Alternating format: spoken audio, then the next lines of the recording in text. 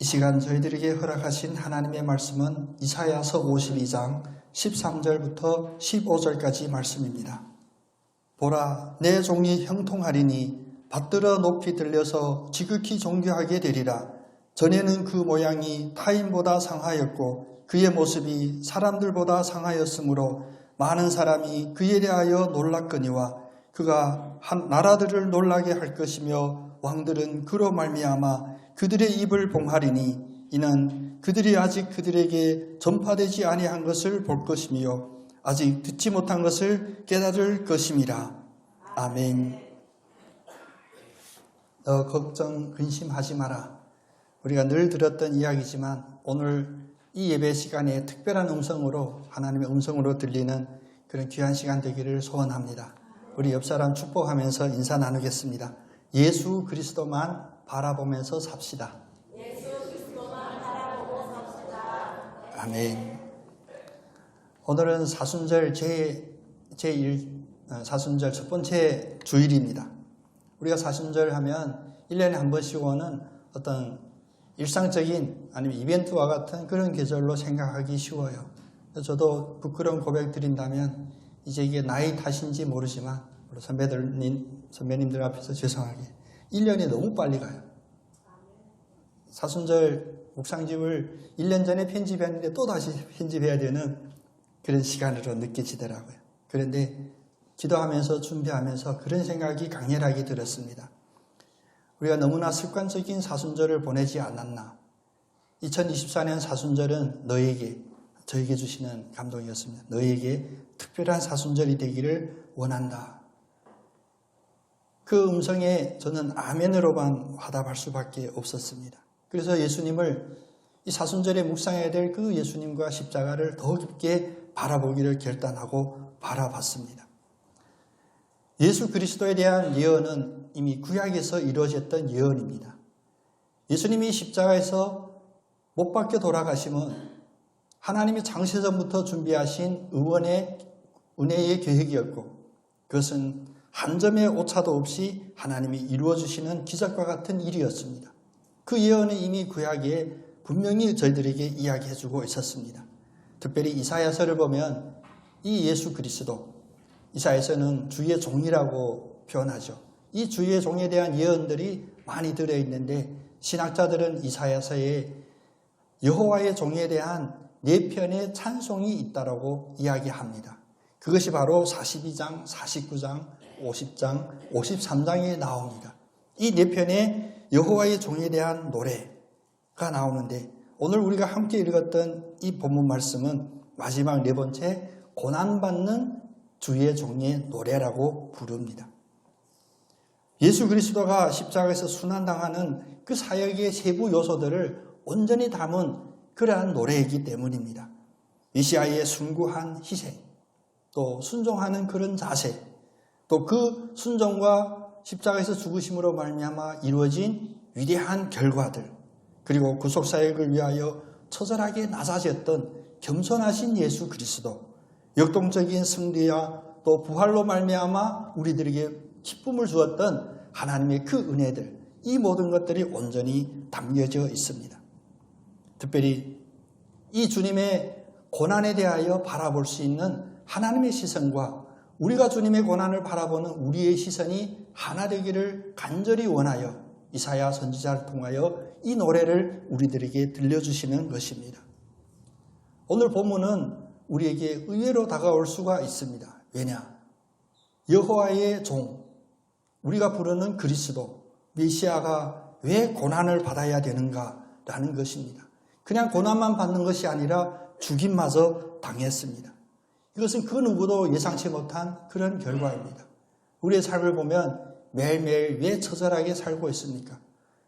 인간적으로는 새로운 도전을 위하여 처절하게 열심히 살고 있다라고 하지만 사실 그 종점에는 우리가 기대했던 것, 우리가 소원했던 것이 이루어지기를 바라는 그런 마음들이 있거든요. 다시 말하면 좋은 결과를 추구하는 것입니다.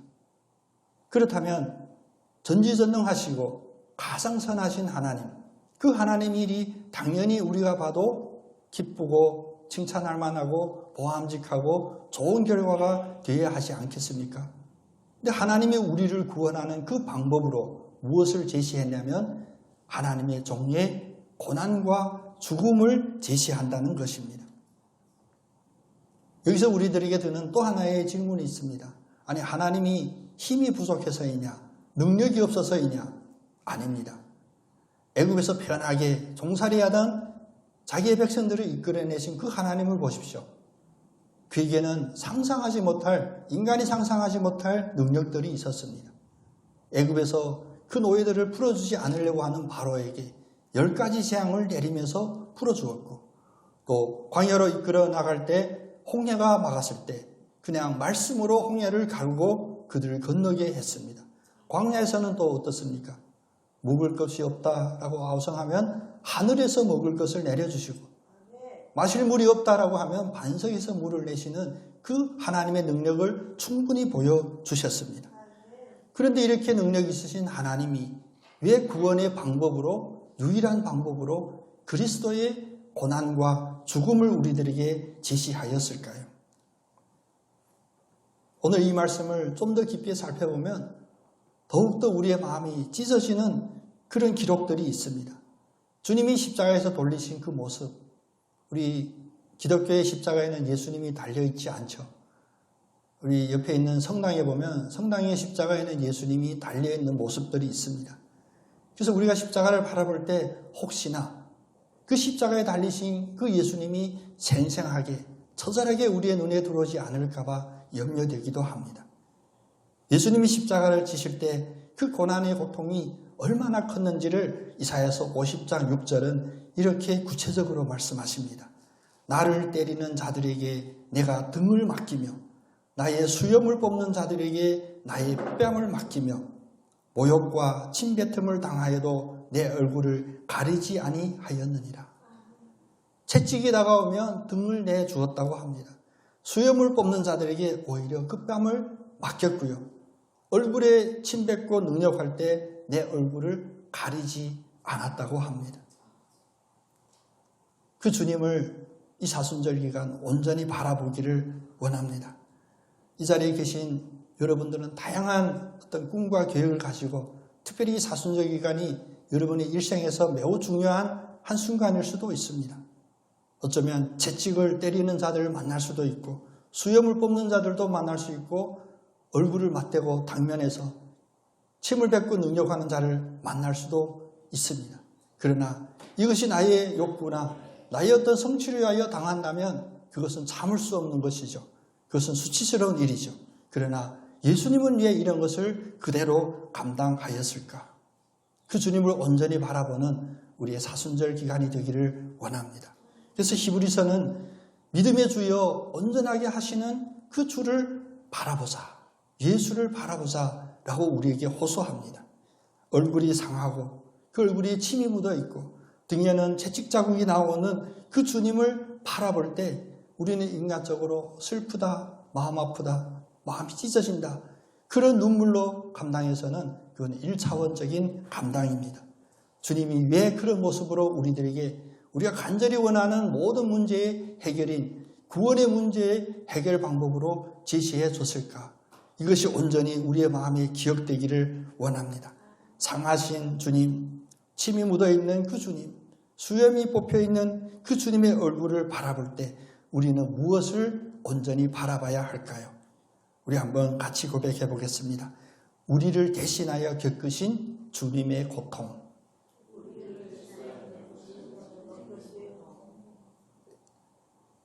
우리를 대신해 주신 그 주님의 고통을 바라보아야 합니다.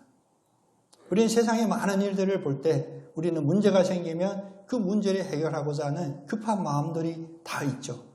근데 그 방식들을 대체로 보면 무엇이냐? 문제가 생긴 그곳에 주목하기가 쉽습니다. 요즘이라면 좀 시간이 됐는데, 이 오른쪽 팔에 계속 이렇게 결려 있고요. 찌릿찌릿하고 통증이 있어요. 병원 가보면 무조건 또 목 디스크다 이렇게 할 거예요. 그렇게 한번 치료도 받았었고요. 그런데 제 오른쪽 팔에 고통이 있는데 여러분 믿거나 말거나인데요. 제가 어떤 중이 한의사를 만났더니 그 원인이 어디에 있냐면 오른쪽 발이 아프면 왼쪽 다리에 있다는 거예요. 여러분 표정 보면 자기 일이 아니라 관심도 없으신데 하도 고통스러우니까 그래서 제가 믿기로 하고 찾아봤어요. 다리 온 곳을 만지면서 아픈 곳이 한 곳이 있대요. 그게 무슨 혈인지는 알지 않아도 그 혈을 찾으니까 그 혈을 계속 누르고 거기다 파스 붙이고 했더니 신기하게도 이 오른쪽 팔의 통증이 사라지는 거예요. 저만 신기한가요? 예, 궁금하시면 저 찾아오면 제가 알려드리겠습니다. 500원만 받고요.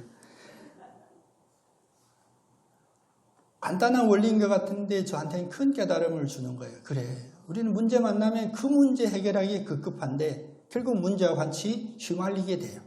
그 일이 얼마나 큰 일이든 사소한 일이든 문제 그 자체에 우리가 휘말리게 되면 모든 것이 해결되기가 어렵습니다. 사실 모든 문제에는 다 또 다른 곳에 결정적인 그 원인이 있고 우리는 그 원인을 해결해야 합니다. 예수님의 십자가를 바라볼 때 예수님이 얼마나 아프셨을까만 바라본다면 그것은 한계가 있는 시선입니다. 예수님이 왜 저 아픔을, 저 고통을 당하셨을까 바라볼 수 있는 그런 영적인 시선이 우리들에게 있어야 하죠. 예수님이 십자가에서 당하신 그 고난은 분명히 우리를 대신하여 겪으신 주님의 고통입니다. 14절에 보면 전에 그의 모양이 타인보다 상하였고 그의 모습이 사람들보다 상하였으므로 많은 사람이 그에 대하여 놀랐다라고 말씀하시죠. 여기서 상했다라고 하는 그 히브리어를 찾아보면 미시하트라고 하는 단어인데 그것은 우리가 이해하는 그대로 형체가 망가졌다 혹은 심각한 결점이 있다라는 그런 표현이에요. 예수님의 얼굴에 심각한 결점이 있고 훼손이 됐다는 것입니다. 우리 구약 성경을 보면 얼굴이 뛰어난 남성들도 많이 나옵니다. 특히 다윗, 모세 다 얼굴이 잘생겼다라고 기록하잖아요. 하나님이 쓰시는 그 종들도 하나님이 쓰는 그 종들도 얼굴이 준수한데 예수님의 얼굴이 상하였다. 메시아의 얼굴이 상하였다. 이것은 무슨 뜻일까요?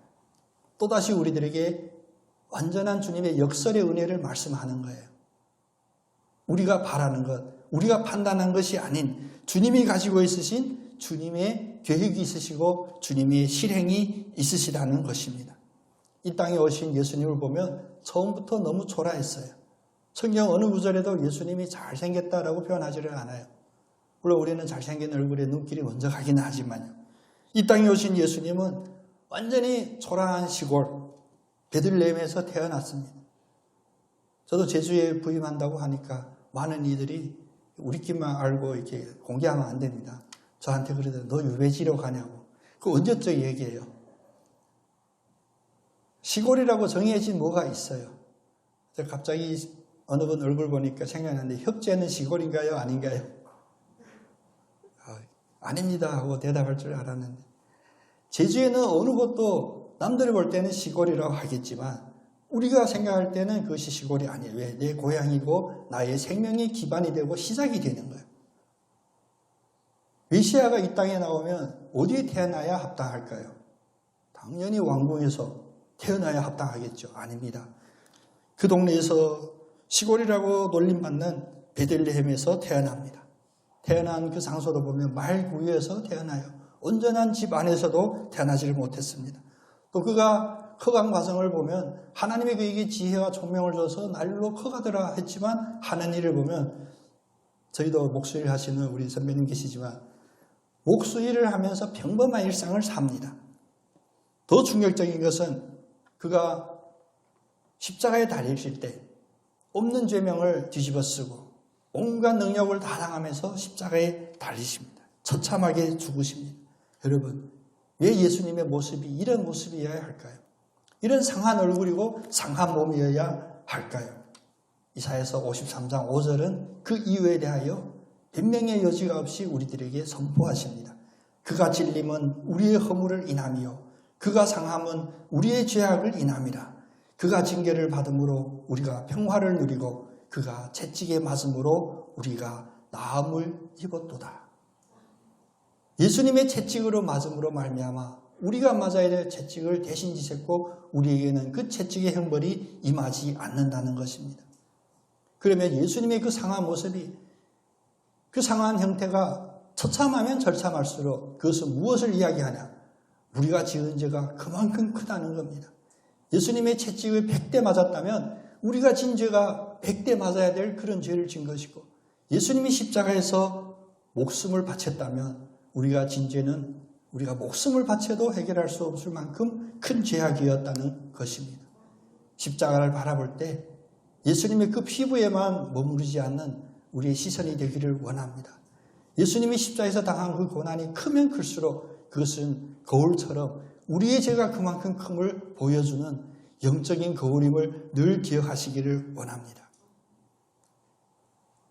예수님이 십자가에서 우리를 대신 지어진 고통이 첫 번째 이유라고 한다면, 두 번째는 무엇이냐면, 두 번째 역시 우리 한 목소리로 함께 고백해 보겠습니다. 우리를 향하신 주님의 사랑. 아멘. 주님이 이처럼 처참한 몰골이 되기까지 고통의 죽음의 십자가를 지신 그 이유는 주님의 어떤 한 번에 소문내려고 하는 인기를 얻고자 함도 아니요, 어떤 선거에서 승리하기 위함도 아니요, 더 중요한 것은 예수님이 참 고지식해서가 아닙니다. 주님께서 그 고난의 잔을 기꺼이 마시고 우리를 대신하여 그 죽음의 십자가를 온전히 지심은 바로 우리를 사랑하시기 때문입니다. 십자가를 바라볼 때 주님의 사랑을 느끼는 복된 여러분 다 되시기를 원합니다. 이 사랑은 순서가 있습니다. 요한일서 4장 10절에 보면 사랑은 여기에 있으니, 사랑은 바로 저 십자가에 있는데 그 사랑은 무엇이냐? 우리가 하나님을 사랑한 것이 아니요 오직 하나님이 우리를 사랑하사 우리 죄를 위하여 화목제물로 그의 아들을 보내셨습니다. 여러분, 십자가를 바라보실 때 그 주님의 사랑으로 말미암아 담대함을 얻으시기를 원합니다. 왜? 십자가는 결코 죽음의 상징이 아닙니다. 여러분, 어떤 일을 하든지 하다 보면 낙심되고 포기하고 싶고 세상이 다 나를 알아주지 못할 만한 그런 난감한 상황이 있을 수도 있습니다. 그때 십자가를 꼭 붙잡으십시오. 왜? 십자가에서 우리에게 보여주심은 우리가 주님께 얼마나 많이 해서 그 보상으로 받은 사랑들이 아니라, 어찌 보면 사랑의 거래가 아니라 주님이 먼저 우리를 사랑하시고 나의 어떤 상황이든지 나의 모든 질고를 대신 짊어지시는 주님의 그 사랑이 있음을 믿으시기를 바랍니다. 그래서 십자가는 하나님의 우리를 사랑하신 사랑의 증거입니다. 십자가의 그 상하신 주님의 얼굴은 우리를 사랑하신 하나님의 사랑이 얼마나 큰지에 대한 증거가 됩니다. 주님이 우리를 사랑하심을 늘 마음속에 기억하시고 담대하게 나아가시는 여러분 되시기를 축복합니다. 세 번째는 뭐냐? 세 번째는 바로 예수님이 그 십자가에서 보내주신 세 번째 영적인 의미는 뭐냐면 함께 고백하겠습니다. 부활의 열매가 되시는 주님. 아멘. 요즘 뉴스를 보지 말아야 되는데 보게 되잖아요. 뭐 좋은 뉴스들이 별로 없죠. 근데 대부분 어떤 뉴스들이 안 좋은 뉴스냐? 잘 하다가 실패하는 뉴스가 가장 안 좋은 뉴스입니다. 힘든 사람 더 힘들다도 안타까운 상황이지만 잘 나가던 이들이 힘들어졌다가 더 안타깝게 우리에게 다가오는 뉴스가 많습니다. 거기다가 심심찮게 들리는 누가 목숨을 끊었다 뭐 이런 비보들이 전해져 오잖아요. 그 안에 있는 상황들은 우리는 잘 모르지만 얼마나 아프고 감당하기 어려웠으면 그런 해서는 안 되는 그런 일들을 했을까라고 우리 같이 괴로워하죠. 그러나 거기서 우리가 느껴야 될 것은 무엇이냐? 세상은 죽음을 마지막 끝이라고 합니다. 죽어버리지, 죽으면 끝이지. 아닙니다. 이 죽음은 마귀 사탄이 우리를 통제하는 그 방편일 뿐입니다. 성경은 그것을 이제 죄의 권세라고 하죠. 사탄의 권세, 죽음의 권세. 그러나 사탄의 권세를 이기는 주님의 유일한 방법은 무엇이었냐? 그 죽음을 이기시고 부활하심이 바로 유일한 방법입니다. 그것이 우리들에게 주신 하나님의 가장 큰 은혜이기도 합니다. 여러분, 우리는 예수 그리스도를 나의 구주로 영접한 이상 죽지 않습니다. 실패는 있을지라도 죽지 않습니다. 넘어질 때가 있겠지만 결코 죽지 않습니다. 왜냐? 주님은 십자가에서 우리들에게 그 사랑의 표정으로 사랑을 뛰어넘는 가장 큰 확신으로 무엇을 주시냐면 바로 부활을 보여주셨기 때문입니다. 그래서 오늘 15절은 이렇게 고백하죠. 그가 바로 주님 메시아를 이야기합니다. 그가 나라들을 놀라게 할 것이며 왕들은 그로 말미암아 그들의 입을 봉하리니 이는 그들이 아직 그들에게 전파되지 아니한 것을 볼 것이요 아직 듣지 못한 것을 깨달을 것임이라. 들어본 적이 없거든요. 공자 선생님한테 제자가 묻습니다. 스승님, 사람이 죽은 후에는 어떻게 됩니까? 여러분 다 아시는 대답. 사는 것도 잘 모르겠는데 죽은 뒤에 내가 어떻게 알겠냐? 열심히 오늘을 살아라. 세상 논리는 그거예요. 몰라요. 모른다고 해요. 모르는 게 당연하다고 합니다. 오직 십자가의 그 주님의 은혜야만이 우리들에게 빛으로 보여주십니다. 죽음은 결코 끝이 아니고 죽음 뒤에는 부활도 있음을 우리들에게 선포해 주신 것입니다. 이것을 들으니 제국들도 놀랐고 나라의 왕들도 놀란 거예요. 왜? 들어보지 못한 것을 이제 듣게 되고 보지 못한 것을 이제 보게 된 것. 더 중요한 것은 아직 들어보지도 못한 그것을 깨달았다라는 것입니다. 우리가 눈으로 보고 귀에 듣는 것만 아니라 보고 듣는 가운데 깨달음을 얻게 하시는 그 부활의 주님 오늘도 역사하십니다. 모든 왕들의 입을 봉할 만큼 그 강력하신 주님의 권세가 오늘도 우리들에게 선포됩니다. 그 진리는 무엇이냐? 죽음으로 오히려 살게 하시고 낮아짐으로 오히려 높아지게 하시고 연약함으로 말미암아 오히려 강함을 드러내게 하는 것. 오늘 분위기가 너무 무거운 것 같아서 어느 목사님 만났는데 역시 목사님들이 묵상을 깊게 하는 것 같아요. 근데 이 이야기는 꼭 해드리고 싶었어요. 여러분 웃을 준비하시고요. 요즘 이제 50대 중후반 넘어가면 만나면 두 가지에 하나 뭐 노후 준비 뭐 얘기, 그 하나만한 얘기, 누구도 준비 안 되는 얘기. 두 번째는 건강에 대한 이야기예요. 이 건강에 대한 이야기하면 정답은 나와 있습니다. 다 운동이래요. 근데 모임에 가보면 저처럼 딱 봐도 운동 안 하게 생긴 인물들이 있거든요. 또 그런 인물들이 같이 앉아요. 우리끼리 야 운동도 안 하고 건강 유지하는 방법은 뭘까 했더니 저 앞에 있는 목사님 그러는 거예요. 성경이 우리들에게 알려질 때 그 뭐냐? 약한 자로 강하게. 웃으셨죠? 아닙니다. 반전은 뒤에 있습니다. 그게 무슨 얘기냐 했더니 건강 보소 약을 많이 먹으래. 약을 많이 먹은 자가 강해진대. 엄청 웃긴 있는데 오늘 실패했네. 약한 자라 강하게. 찬양 들을 때마다 목사님이 생각나. 운동도 안 되면 이게 약이라도 먹어서 약으로 한대. 주님은 그 약을 미리 우리들에게 준비해 주셨습니다. 그것은 뭐냐? 우리가 가장 원하는 그 결과를 얻는 그 첩격은 뭐냐? 가장 견디기 어렵고 가장 하기 싫은 그 일을 하는 거예요. 높아지고 싶죠? 가장 낮아질 때 높아지게 하십니다. 강하고 싶죠? 약할 때 그 약함을 자랑하는 살기 힘들다, 죽고 싶다 할 때 주님이 살려줄 줄로 믿습니다. 그래서 하나님 나라의 이 원리는 죽음을 부활로 이기는 이 주님의 이 원리는 우리가 역설적인 진리라고 하죠. 하나님 나라는 이런 역설적인 진리가 지배하는 하늘나라입니다. 하나님 나라는 죽음으로 다시 살리시고 내가 낮아짐으로 다시 높이시는 하나님의 역설의 그런 진리입니다. 그래서 마태복음에 주님께서 직접 선포하시잖아요. 자기 목숨을 얻는 자는 잃을 것이요 주님을 위하여 자기 목숨을 잃는 자는 얻으리라. 여러분 얻고 싶죠? 그럼 버리시기 바랍니다. 여러분 얻고 싶은 그것을 위하여 우리가 내려놓을 때 주님이 더 좋고 더 크고 더 영원한 것으로 우리들에게 허락해 주십니다. 그 제자들이 이해 못했어요. 그러고 싶지 않았습니다. 그때 주님이 더 풀어서 해석해 주죠. 요한복음 12장 24절 25절에 내가 진실로 진실로 너희에게 이르노니 하나님의 밀이 땅에 떨어져 죽지 아니하면 한 알 그대로 있을 것이요. 여기 괄호 이건 제 설명입니다. 한 알 그대로 썩은 상태로 있을 것이요. 죽으면 많은 열매를 맺느니라. 그래서 자기 생명을 사랑하는 자는 잃어버릴 것이요 이 세상에서 자기 생명을 미워하는 자는 영생하도록 보존하리라. 여러분의 삶, 특별히 사순절을 시작하는 여러분의 삶에 관련된 질문 하나 드리겠습니다. 혹시 여러분 지금 감당하기 어려운 고통이 있으십니까? 그러면 십자가에 달리신 상해에 있으신 예수 그리스도의 얼굴을 바라보시기를 원합니다. 상한 그 얼굴, 피 흘리는 그 얼굴이 오히려 우리를 승리케 하시고 죽음을 이기는 하나님의 사랑의 얼굴임을 여러분 바라보시기를 원합니다. 성공 앞에는 반드시 남들이 알지 못하는 고통의 고비들이 다 있습니다.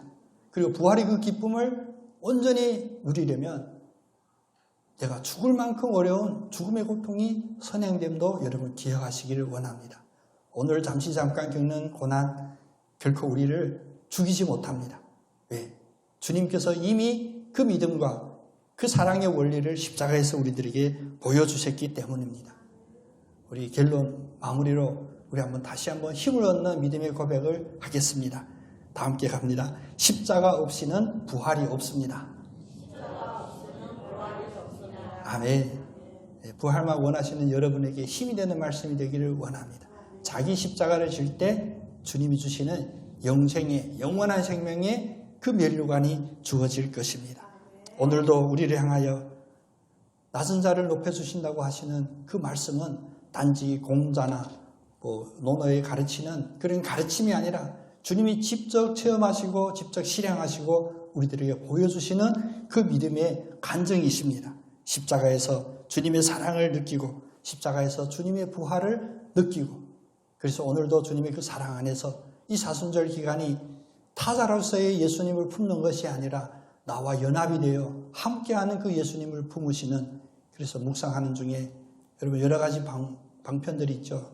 전통적으로 오는 금식하든지 철야하든지 성경 봉독하든지 기도하든지 이 모든 과정에 타자로서의 예수님이 아니라 주님 안에 온전히 들어가 주님의 그 십자가의 고통에 온전히 동참하되 승리로 담대함으로 마무리하는 우리 모두 되기를 원합니다.